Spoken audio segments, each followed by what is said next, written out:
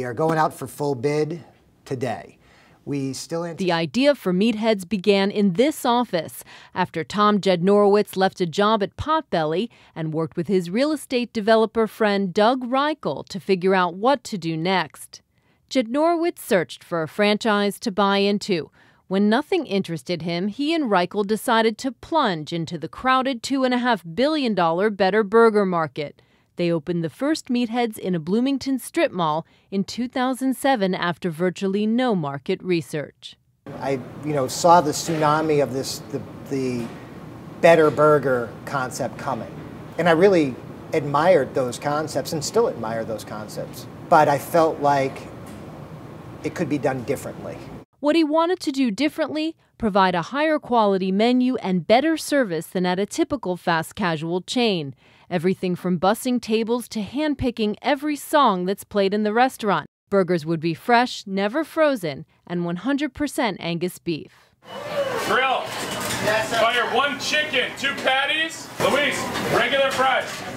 Even 2 decades of experience in the industry at chains like Potbelly, Boston Market, and Einstein Bagels did not make opening that first location easy.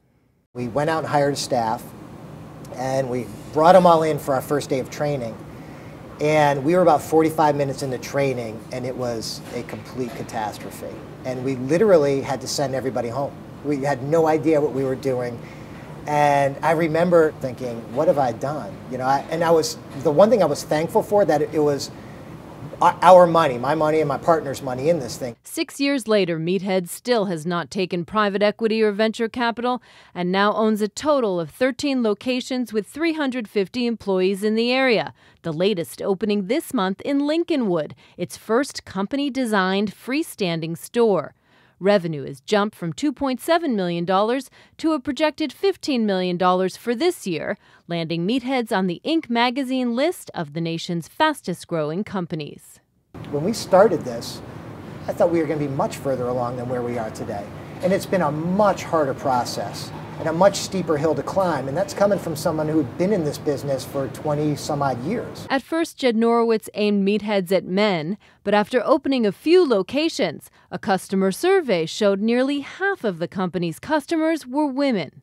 That moment really was a fundamental change in how we approach the business. A lot of our evolution just came from necessity, and really looking at, instead of trying to force feed people what we thought it should be, was reacting to and evolving with what the customer wanted. That means adding chicken sandwiches and salads and installing family-friendly booths. Every Meatheads also nods to the neighborhood, from the photos on the wall to a display of high school sports scores.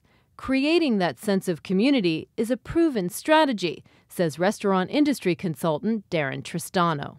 There's an incredibly positive correlation with how brands, independent or chain, interact with the community and support the community.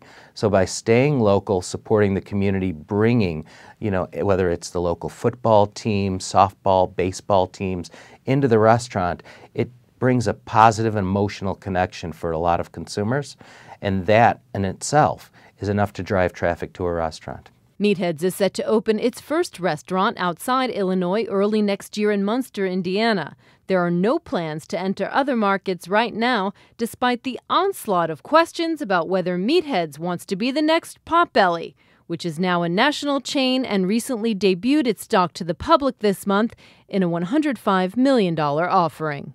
We're going to keep adding incremental restaurants to the degree where we can continue to execute at the standard level that we've set for this company, from a food perspective, from a service perspective, from an environment perspective. And as soon as we can't do that any longer, well then, at a minimum, it's time to slow down.